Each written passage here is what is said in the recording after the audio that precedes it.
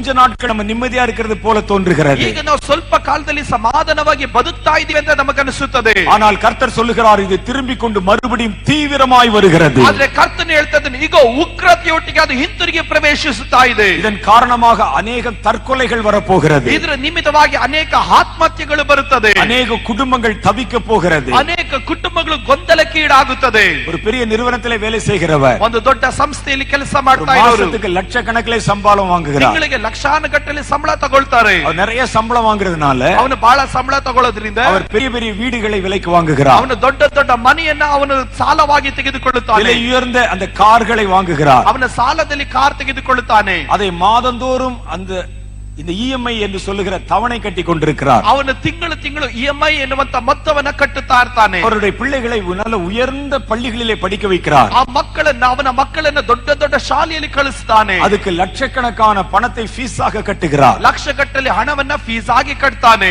இவர் ஒரே நாளிலே தன்னுடைய வேலை இழக்க நேரிடும் பொழுது ಇವನು ಒಂದೇ ದಿವಸ ತನ್ನ ಕೆಲಸವನ್ನು ಕಳೆದುಕೊಳ್ಳುವ ಪರಿಸ್ಥಿತಿ ಬಂದಾಗ அவருடைய எதிர்காலம் அற்று போகும் பொழுது ಅವನ ಭವಿಷ್ಯವ ನಾಶವಾದಾಗ அவர்கள் இதெல்லாம் எப்படி சமாளிப்பது என்பது அவர்களுக்கு தெரியாம போயிடும். ಈ ಎಲ್ಲಾ ಜೀವಿತದ ಕಾರ್ಯಗಳನ್ನು ಯಾವ ರೀತಿ ಎದುರಿಸಬೇಕು ಎಂಬುದು ಅವನಿಗೆ ಗೊತ್ತಾಗಲ್ಲ. வாழ வழி இல்லாமல் போய்விடும். ಮಾರ್ಗ ಜೀವನ ಮಾಡೋಕೆ ಮಾರ್ಗ ಇಲ್ಲದಂತಾಗಿ ಬಿಡುತ್ತಾನೆ. வாங்கின கடனை கட்ட முடியாமல் போய்விடும்.